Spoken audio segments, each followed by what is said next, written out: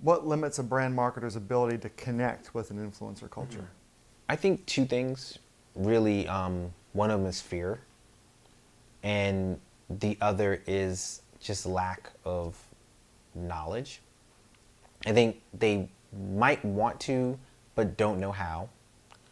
But then there's also a fear because we have this kind of instant gratification. So oftentimes brand managers or marketers are kind of looking quarter to quarter. They're very much on that Wall Street treadmill. You know, so every quarter it's kind of like, okay, where are our numbers? How are we doing? Like, blah, blah, blah, blah. And I think oftentimes with products, you kind of need to take a long-term approach.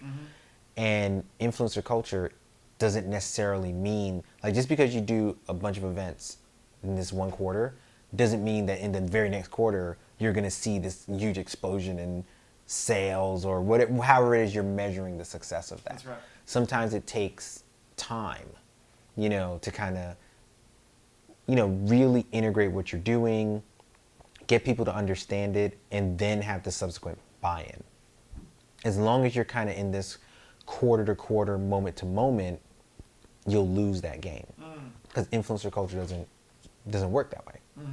You know, it's not like, oh, we ran a Super Bowl ad in January or February, and now we want to see a subsequent spike in sales in March. That's right. Or in April when people get their or tax returns or whenever. Like, it just doesn't work that way. You know, you have to understand it, and you have to be brave enough to kind of fight the trend, which is going to be the higher ups that are pushing for those quarter to quarter type of results. Yeah. You know, and when you're not capable of doing that, you just do what's safe. From a segmentation perspective, oftentimes marketers, especially in an influencer kind of culture, they get siloed into this is a label here, this is a label there, and that limits their ability to truly connect with people. Yeah, and this is what's always worked. You know, kind of give me the step and repeat, a couple of B or C list celebrities. Maybe I'll go to a PR firm and they'll mention whatever it is I'm doing on page 6 in a New York Post, and voila.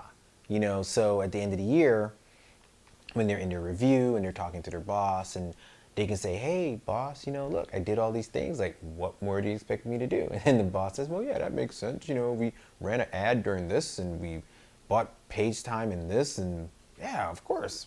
You know, and yeah, it's just so they can justify, you know, why I'm still here. Right. You know, because if you took a different approach and it's a lesser known approach, now you have to answer a lot more questions. That's the fear part. You know, that's where the fear comes in. I don't want to have to answer those questions. When in reality, there's 1,000 different ways to do it that's more impactful. Yep. You know, but fear stops people from taking those chances.